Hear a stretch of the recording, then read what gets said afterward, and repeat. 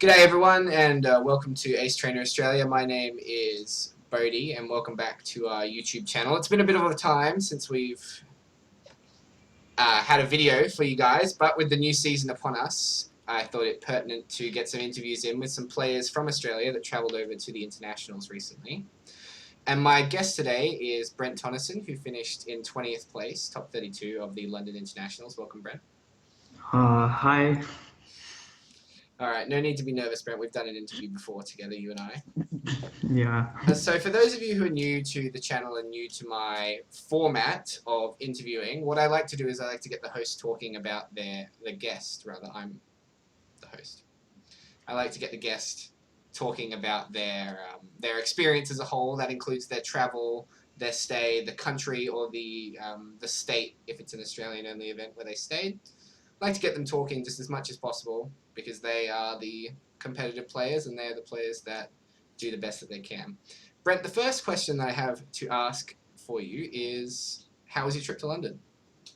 So I went via Abu Dhabi to London.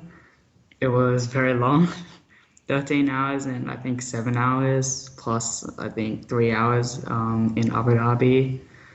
Yeah, so I traveled with a VGC player named Jimmy Chen, which not many people may know him.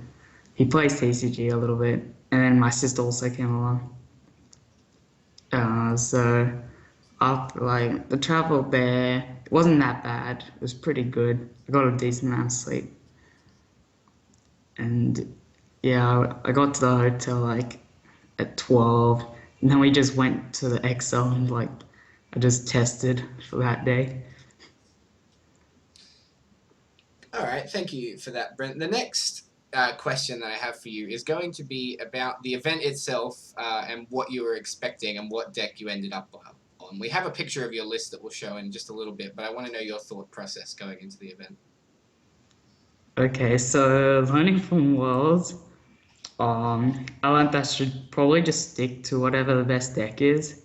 And like it doesn't matter if you're not gonna win. If you do well, it's like if you use the best deck, you're probably going to do well, but you're not gonna win. So like at Worlds, I regret not playing Night March. Like I wouldn't expect to win with Night March, but I would expect a better result. So going into this event, I knew that Evil Tool Gabberta was the best deck. So my idea was to just play a consistent list, and I'm not planning to win. I'm just planning to do well, and it worked out pretty well, I guess. It did work out pretty well. You and two other Australians managed to make it into the day two. What I'm going to do for our YouTube audience now is bring up your list so we can talk a little bit about it. It is a generally standard list. Are there any cards in here that served you very well during the event? Are there any cards that didn't serve you as well as you expected? What was the general feel of your deck? Okay, so the Delinquent, well, I know it's fairly common, but yeah, it was pretty good, especially against Rainbow Road decks. You just keep using it. Doesn't matter how many cards they have in hand, it still destroys them every time.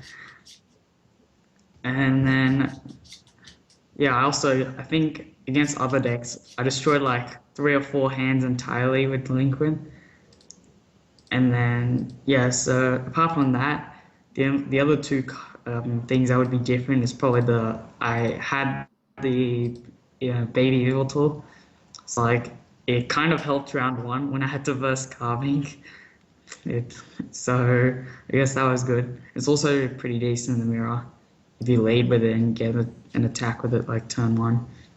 And then the 4 male, I always just get a dead drawing. A lot of lists going into the event, and now knowing as the event is now about a week over, we've seen that a lot of lists, especially the top ones, ran 2 or 3 trainers males a general standard. Is that something that you considered beforehand, even though you were afraid of dead drawing?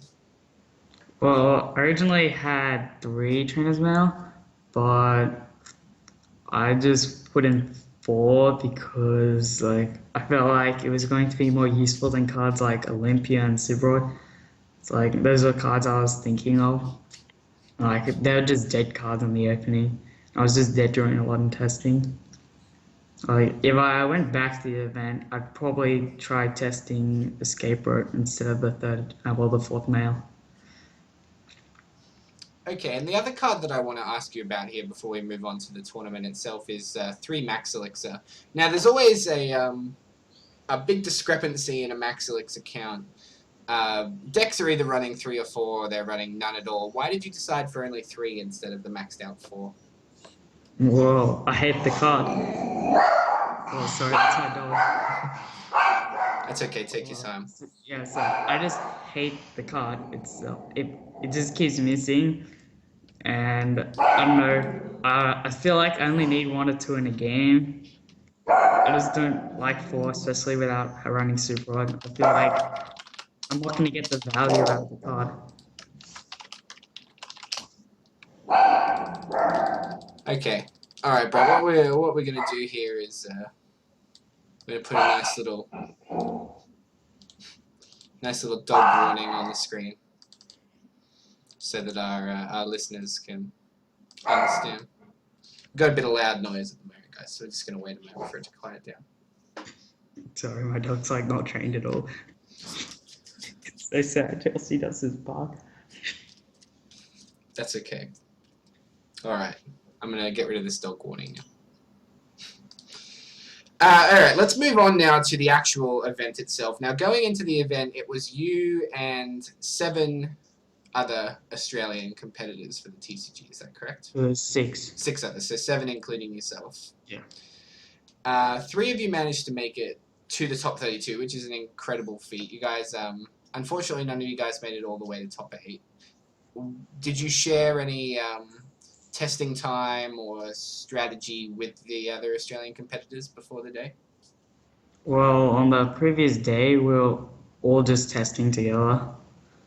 Like, Samir didn't come until later, like pretty late, but I know that I was testing with Jordan all day.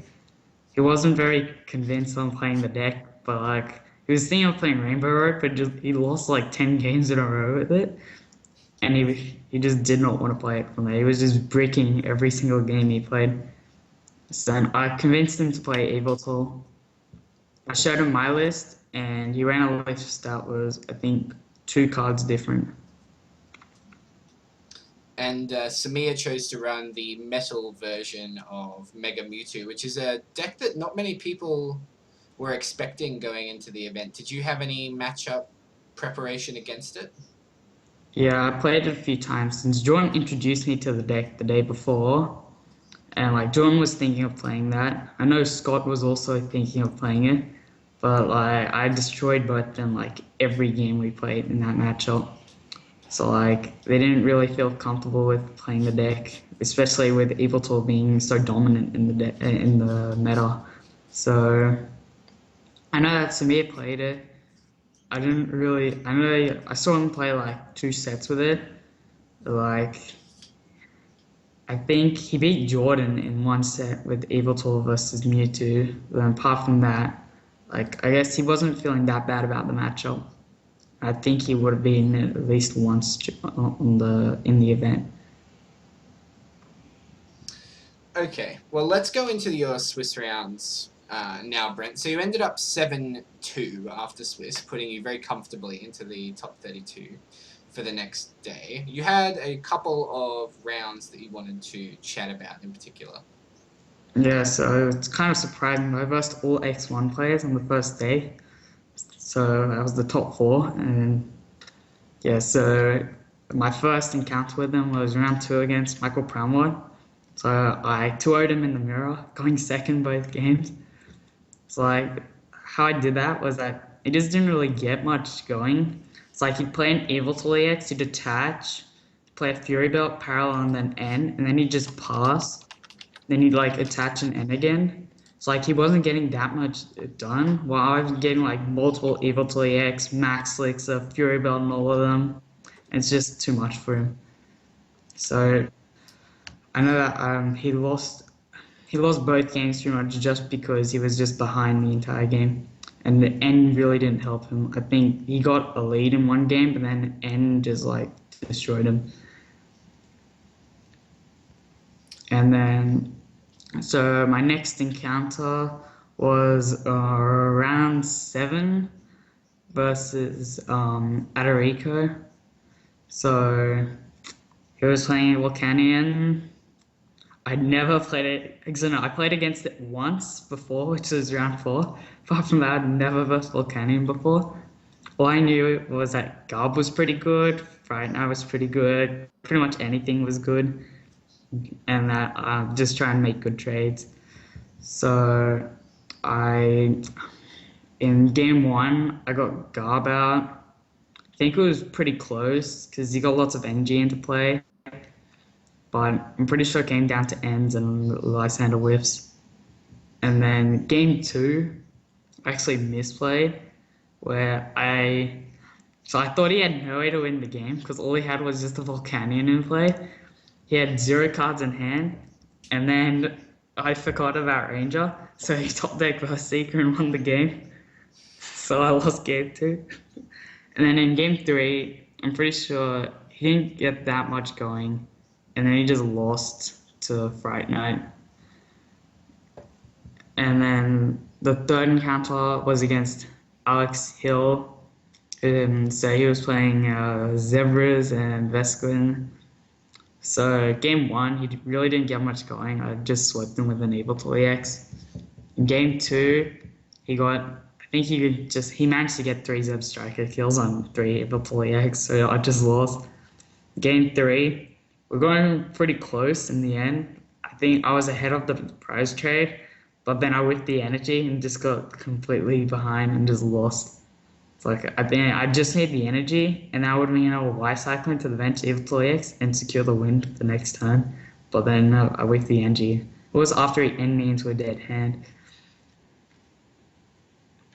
And then round 4, I versed UI Chung, and so I don't think I played very well. I don't really remember. But then I do know that in game 2, like he said he had 1 card in hand, and it looked like he had 1, but he had 2. So I listened. I went for the 2-turn win. So instead of actually like delinquishing his hand, and I got punished.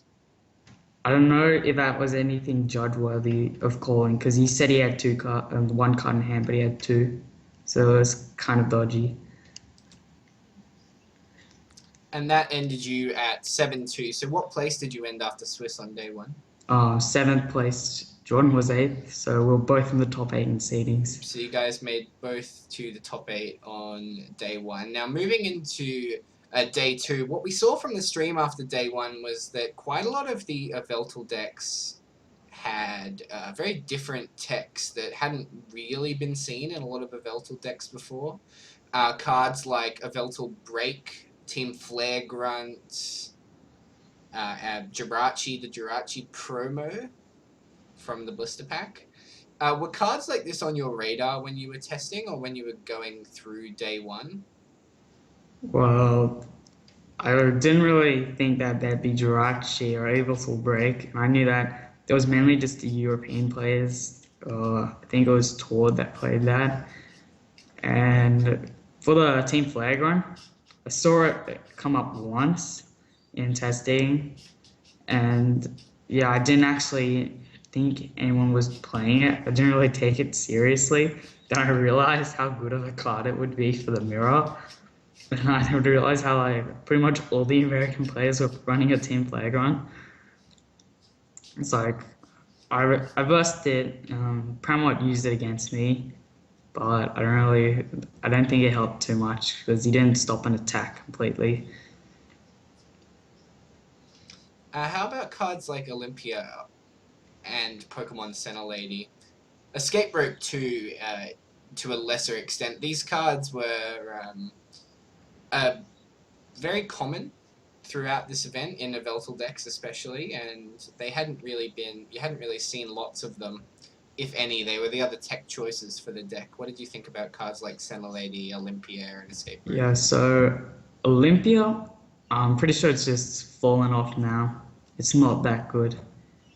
It's just not that useful to have Potion plus Switch. But Sense Lady, like, So with Olympia, people were using it like originally for the Switch, and then they realized that the heel was nice. And then people realized that they didn't need the Switch, and the heel was just the nice part. So then they just run Central 80, and it could be really big in the mirror. And it was also pretty good against Greninja. So like people were well teched against that. Were cards like Max Potion and Greninja on your radar as something to look out for? Well, I didn't test at all against Greninja, so I didn't know anything. I didn't know anything about the matchup. All I knew was that it was favorable. I just need to get out Garb and swing with Evil Tool EX. So with the max potion stuff, I realized that even with Garb, it's still really close of a matchup. And usually comes down to how badly they draw off the end, or if you get a massive Evil Tool and just sweep them. The thing is, with Enhance, it made it really hard to get the massive Evil Tool. All right, let's move into day 2 now. So you ended up 20th place, and you let me know that you ended up going 1-1-3 on day 2. So I want to talk about day 2 specifically. There's quite a few ties here, Brent. What do you think was the biggest difference between your day 1 and day 2 performance? Probably just it wasn't the plays in the game, so it's probably just time. I should have actually played for the win.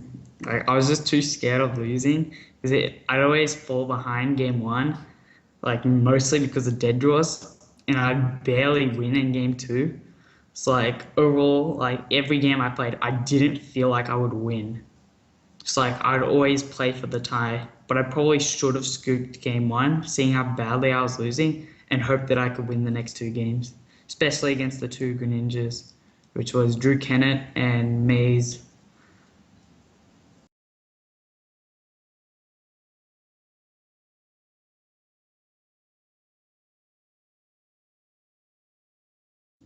Where were you? All right, Brent, let's get back into it. Okay, I want to talk to you about your day 2. So starting with your first round on day 2, what did you play against?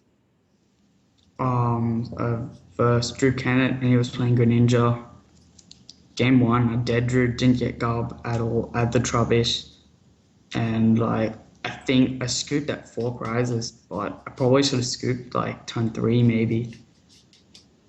It's like we still didn't have enough time. Game 2 was really long.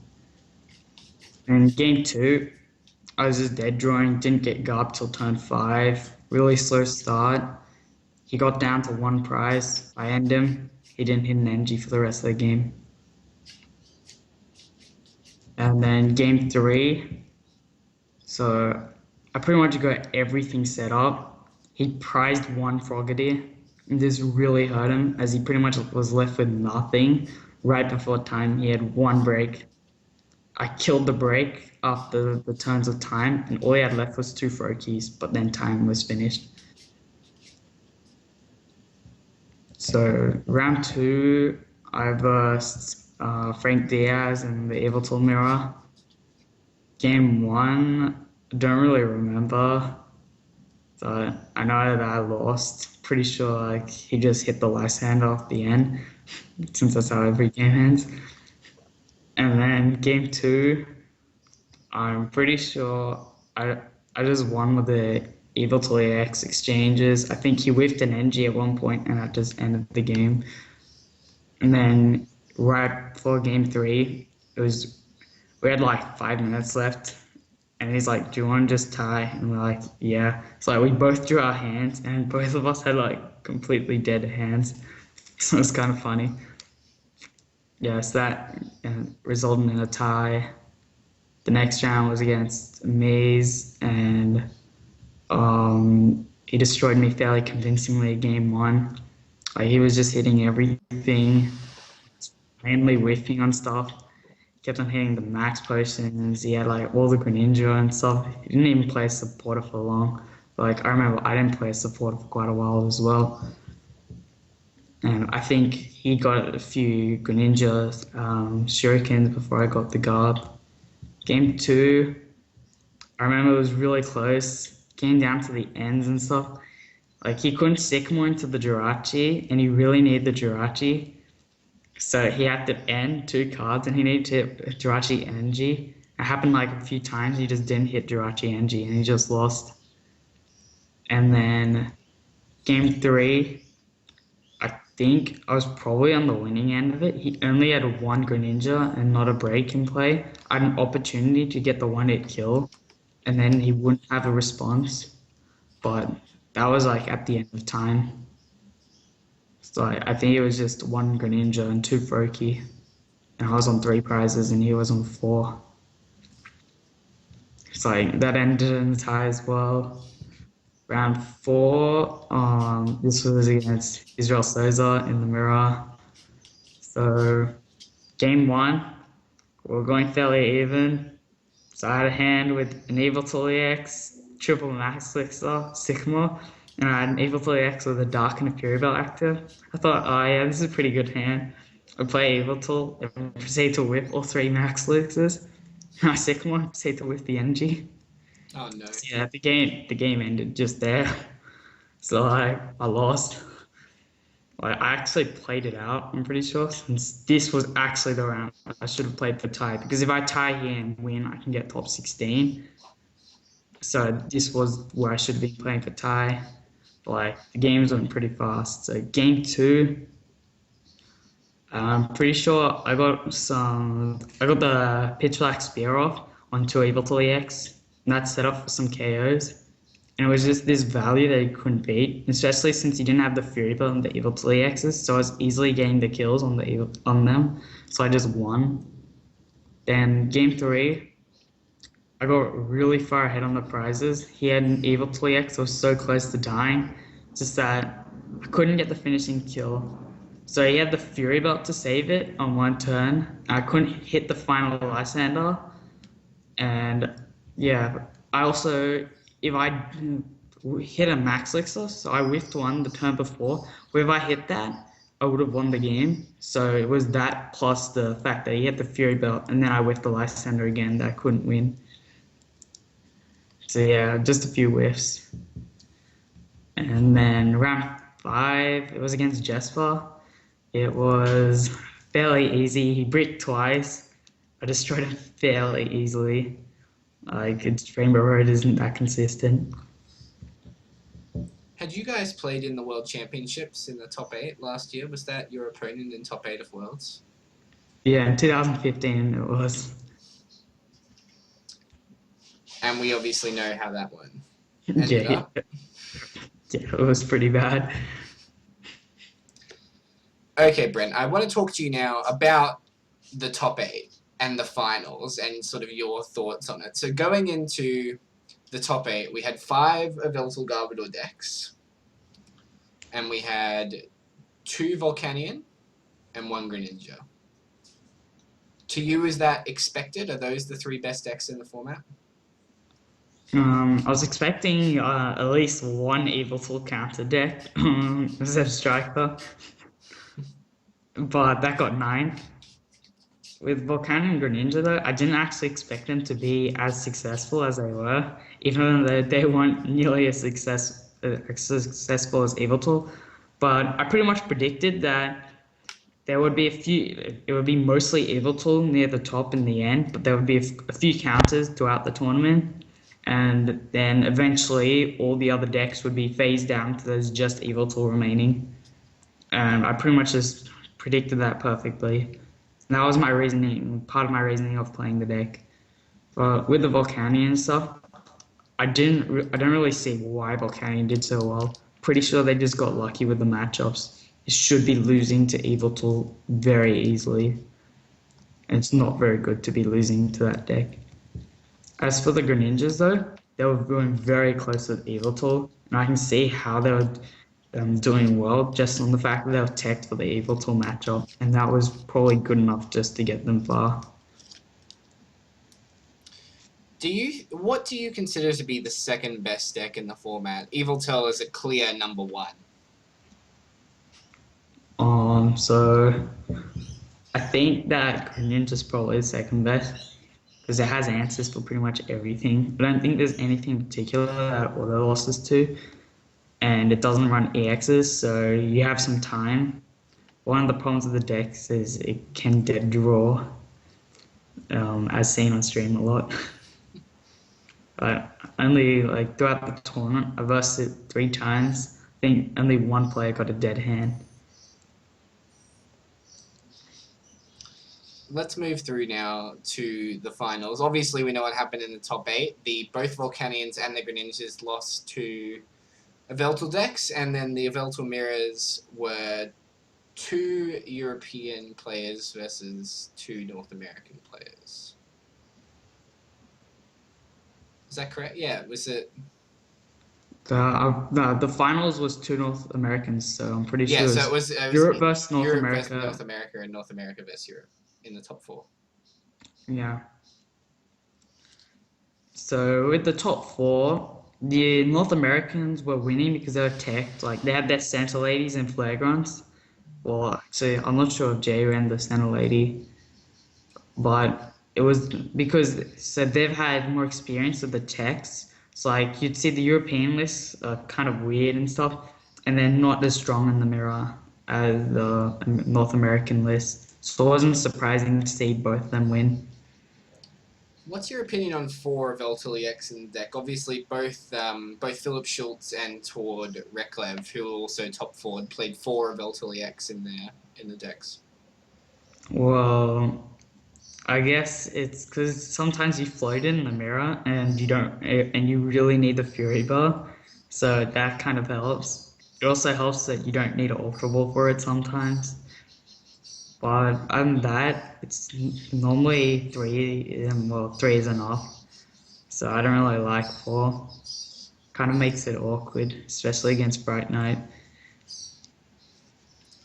What do you think of the European player not running Fright Night? I think that's incorrect. You should be running at least 1, probably just 2 anyway. Like it's just so strong against other matchups, and sometimes it's useful in the mirror. Like if you get it like turn 2 or even turn 1, sometimes it's just so strong. Going forward now, a little bit beyond the Intercontinental London event, there are still 3 more before Worlds again in August. Obviously, the rumours have been going around that one will be in Brazil, one will be Australia, and one will obviously be in North America.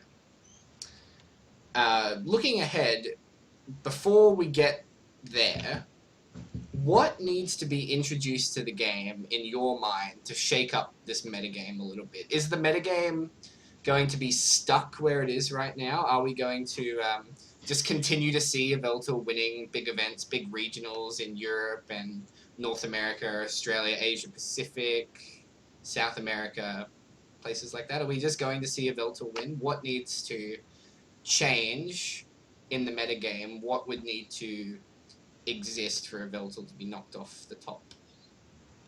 Well, I guess Veltal's pretty good because of how cheap it is to set up and how efficient it is. So like 2 Dark and a Fury Belt on Veltal EX is pretty much stronger than nearly every Mega in the game. So that's good. But like to beat Yveltal, you need stuff that just outright destroys it. It's like electric types are pretty good against the Veltal. So stuff like that. With the GXs coming out, there haven't really been any that look like it will destroy a Veltal.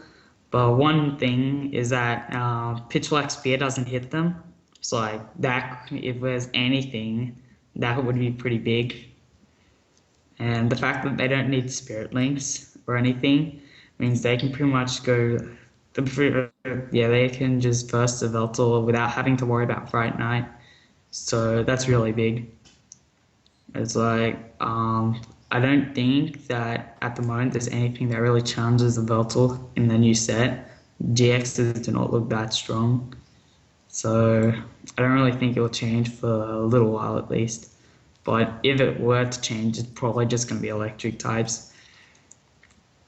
Do you think with the inclusion of this GX system that we're seeing that we're going to be in for a relatively large rotation come August? I don't know. I'm not sure. It's probably going to be breakpoint on. It might even be just breakthrough on. So it doesn't even I mean it would make sense if it's just breakthrough on. So if that's the case, we will get an extra set coming in, which that might be big. So who knows? With only one set in Sun and Moon, we don't really know much, and they can always introduce new mechanics. And sometimes, after a few sets, they introduce a new mechanic. Like with Black and White, they introduced the EXs, and then in XY, I know they had they had the Team Flare for a little bit. And then they had the special traits, whatever. And they had dual types. So like they have a few new things. So we don't really know all the mechanics that are coming in with Sun and Moon. For my last question, sort of as we're looking into the future now, I read yesterday that we haven't had a new stadium in 4 sets. There were no stadiums in Steam Siege, Evolutions, and there will not be any in Sun and Moon either, unless there are unreleased cards or promos revealed going forward. Are stadiums too good right now? Is that why you think Pokemon may be shying away from printing too many new stadiums? Well, I'm pretty sure it's just that they were releasing a lot, I'm pretty sure at one point. I think from Primal Clash and so they were releasing a couple per set. So they normally don't have that many in. So I think they realized that they have too many in and they're going to cut them out for a little bit. So like I know in Black and White they didn't have them for the first few sets, so I'm pretty sure they will come back in like a few sets of Sun and Moon, but probably like the first like 3 or 4 won't have any. But I don't know. So I know that stadiums right now there aren't that many. Like it's mainly just parallel, and then like Skyfield. Is Parallel City too strong of a stadium? I think it is, especially since you can't replace it with your own parallel. It's just that with the other stadium being so that's popular as Skyfield, you can see why parallel is good. So. Alright. Sorry, Brent. Continue. Yeah. So I guess that with parallel, I guess with the new set, there probably won't be as much Skyfield, hopefully, or probably not as much parallel.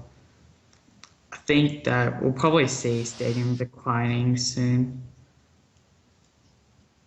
If you could look ahead now to Sun and Moon, you mentioned the set a little bit previously, and in my mind, it sounds like you've had a little bit of a look through it, or you've thought about it a little bit. Is there a card from Sun and Moon that stands out to you as your favorite? Oh yeah, I keep talking about Serena. It's so funny. The fact that you could discard all the good cards in your opponent's hand. But I don't think it will be good, but maybe there's a chance with Barnaby and Oranguru. If you can get off a nice little lock there, it might work. There's also Zatu to look at their top decks. It's like if you run like triple floatstone, a few Devo sprays, it might just work. And what is it that Serena does? Okay, so what it does, it's stage 2, but then it's if you know that I think it was Ripclaw from Weavile in the HGSS era. It's Oh, pretty okay. much that. It's like you just look at their hand. If they only have like an Ultra Ball, like, yeah, that's gone. So yeah, it's kind of cool. Are all of its stages, can it be evolved up to through Forest of Giant Plants? Yes, Not too bad. Not too bad. and that's the main part. It would be completely unplayable without Forest. It's still probably unplayable though. I'm quite looking forward to Lurantis GX, actually. The ability to evolve it up and use the... I don't want to say it wrong. The mushroom Pokemon, the Sunflora from the Heart Gold Soul Silver series. Oh yeah, so it's Shinotic, I think that's how you. So you have Shinotic and then Lurantis. Lurantis is pretty much Turbo Ball, but 30 damage and 1 energy, I think. No, it's 40 and 2 energy, actually. Okay. It's crazy. Oh, It's pretty good. oh no, I'm saying it's 40 damage. It's 1 energy attachment, but it does the same turbo bolt effect. Yes, correct. Yeah, okay, so that's what it does. It's more consistent than Manectric, especially with Forest. Like, you can have some crazy turns using that and Shinotic. But I feel like the third attack is not there. You don't have Oko potential, but Trevenant EX might be good enough just as a turret killer. So, like, if you have 3 NG, that turret kills, like, maybe that with Fury Belt. There's Like, I cards don't know. like Lugia as well, the Lugia with Pressure, that do 120 to an EX. It's like old Buffalant. Oh, It's a yeah, one prize Buffalon. attacker. It's a one prize attacker, and it can make use of Fighting Fury Belt, giving it an effective 180 health that's doing 120 a turn. Fighting isn't very prevalent at the moment in the metagame, and it doesn't look like there's very much support for fighting decks going forward. So cards like that could be good. Actually, no. Lugia is Oh, weak to electric. yeah, it's Electric Weak. Never mind. But we don't There aren't really many have electric electric Pokemon either. types. Yeah. Like, the only one there is really is Jolteon and Raikou and stuff. We all know how that goes. Still doesn't do well, even when Yveltal's best deck. All right, Brent. Well, this has been a really lovely interview. It's really nice to get back into the swing of things with interviews. Hopefully I wasn't too rusty. Hopefully I answered the right questions. Is there anything you'd like to say before we head off this afternoon? I guess thank you for having me on your interview. And that's about it. It's my absolute pleasure, Brent. Congratulations on your fantastic performance and representing Australia very well. All right, guys, this has been Ace Train Australia. I'm Bodhi, my guest Brent Tonisson. Thank you very much, and we'll see you next time.